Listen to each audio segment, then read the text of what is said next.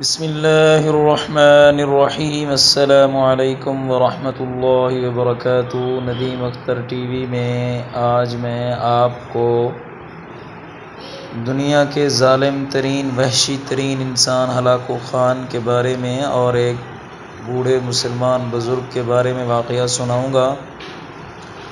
تو امید کرتا ہوں انشاءاللہ العزیز میرے تمام مسلمان بہن بھائی بزرگ جہاں کہیں بھی ہوں گے اللہ تعالیٰ کی رحمت اور برکت سمیٹنے میں مصروف ہوں گے۔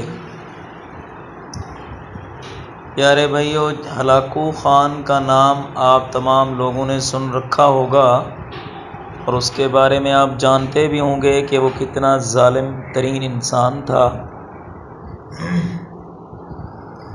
آج ہم آپ کو اس کی زندگی کا ایک اور چھوٹا سا واقعہ سناتے ہیں کہ وہ کتنا ظالم تھا اور مسلمانوں کے کتنے اس نے قتل کر رکھے تھے اور کیسے کیسے وہ ظلم کرتا تھا، اور اللہ تعالیٰ نے جب اس کو پکڑا اس کی اپنی ہی فوج کے سامنے کیسے ذلیل اور رسوا ہو کر وہ مرا، آج ہم آپ کو اس ویڈیو میں انشاءاللہ بتائیں گے۔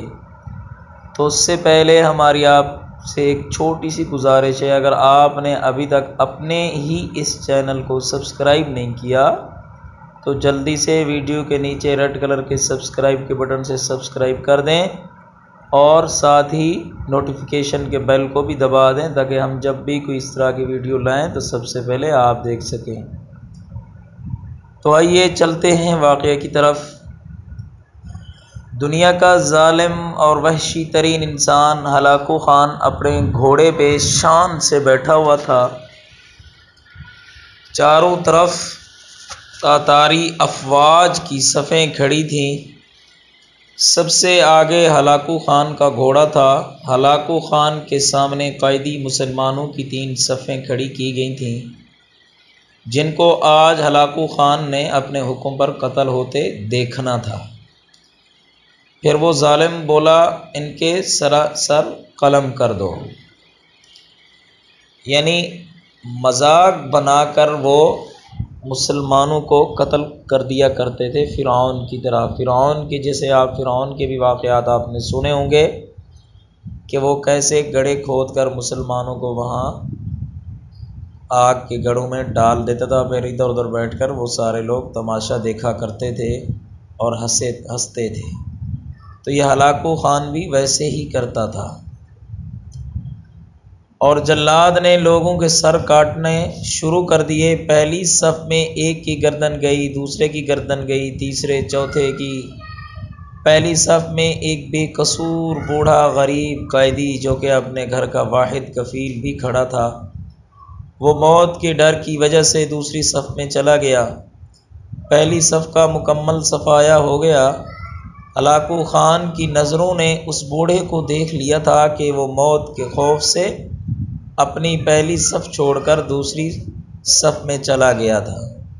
ہلاکو خان گھوڑے پہ بیٹھا ہوا تھا، ہاتھ میں طاقتور گزر لیے اچھال کر اس سے کھیل رہا تھا اور مسلمان کے قتل کا منظر دیکھ کر اس کھیل سے خود کو خوش کر رہا تھا۔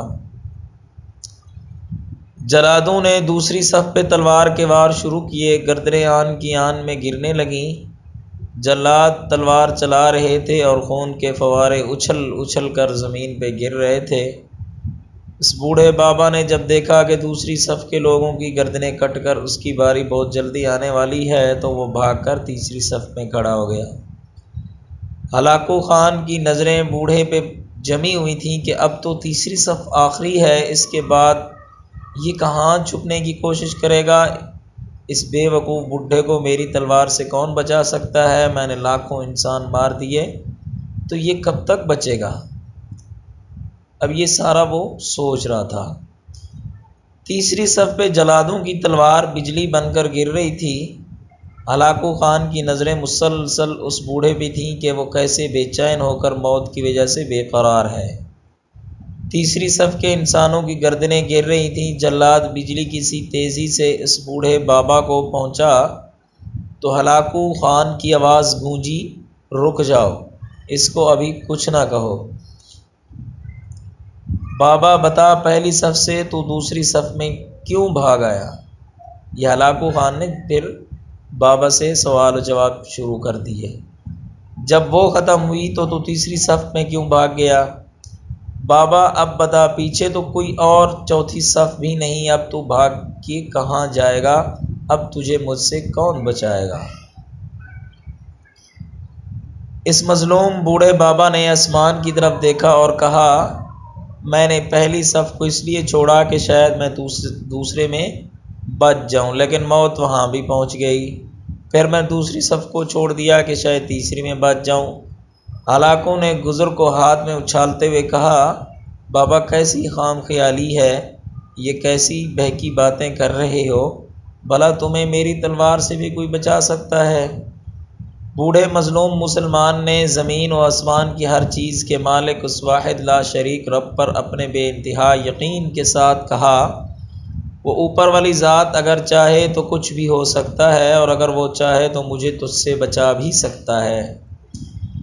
کیسے بچا سکتا ہے؟ ہلاکو خان نے سوالی انداز میں اس سے سوال کیا۔ ہلاکو خان نے اتنے تکبر میں آ کر اس کے ہاتھ سے گر پڑا۔ ہلاکو خان چابک دست، ہوشیار جنگجو اور چالاک انسان تھا۔ ہلاکو خان گھوڑے کے اوپر بیٹھے بیٹھے گرے ہوئے گزر کو اٹھانے کے لیے خود کو جھکایا کہ زمین پہ گرنے سے پہلے وہ اسے ہوا میں ہی پکڑ لے۔ اسی کوشش میں ہلاکو خان کا ایک پاؤں رکاب سے نکلا اور وہ اپنے گھوڑے سے نیچے آ پڑا، جبکہ دوسرا پاؤں رکاب میں ہی پھنس کر رہ گیا۔ ہلاکو خان کا گھوڑا اتنا ڈر گیا کہ وہ بھاگ نکلا۔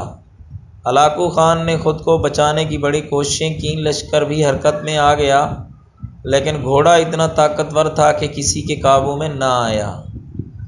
وہ ہلاکوں کو پتھروں میں گھسیٹ گھسیٹ کر بھاگتا رہا، یہاں تک کہ ہلاکو کا سر پتھروں سے پٹک پٹک کر اس قدر لہولہان ہو گیا کہ اس کی روح چند ہی منٹوں میں اپنے اس تکبر بھرے وجود کو چھوڑ کر جہنم رسید ہو گئی۔ لشکر نے جب بے انتہا کوششوں کے بعد ہلاکو خان کے طاقتور گھوڑے کو قابو کیا تو اس وقت تک اس کا سر برے طریقے سے کچلا جا چکا تھا۔ ہلاکو کا لشکر اس بوڑھے بزرگ سے اتنا خوف زدہ ہو گیا کہ لشکر نے اسے جان بوجھ کر نظر انداز کر دیا اور چھوڑ دیا، اور وہ مظلوم بابا بڑے آرام و سکون سے پیدل ہی اپنے گھر کی طرف چل پڑا۔ تو پیارے بھائیوں، ہماری آپ سے گزارش ہے، مظلوم کی آہ سے ڈرو، کیونکہ جب وہ اللہ سے رجوع کرتا ہے تو قبولیت بہت دور سے اس کا استقبال کرنے آتی ہے۔ یہ ویڈیو تمام اہل ایمان خصوصاً قانون و انصاف کے رکھوالوں کے لیے ہے، اور ہماری آپ سے گزارش ہے کہ چینل کو لازمی سے سبسکرائب کر دیں اور ویڈیو کو لائک کرنا بالکل نہ بھولیں، اور زیادہ سے زیادہ صدقہ جاریہ کی نیت سے ویڈیو کو شیئر ضرور کر دیا کریں، تاکہ تمام مسلمان بھائی تھوڑی بہت ہی نصیحت حاصل کر لیں اور وہ ہم تمام بھائیوں کے لیے صدقہ جاریہ کا باعث بنے۔ تو ملتے ہیں اگلی ویڈیو میں، تب تک کے لیے اللہ حافظ، والسلام علیکم ورحمۃ اللہ وبرکاتہ۔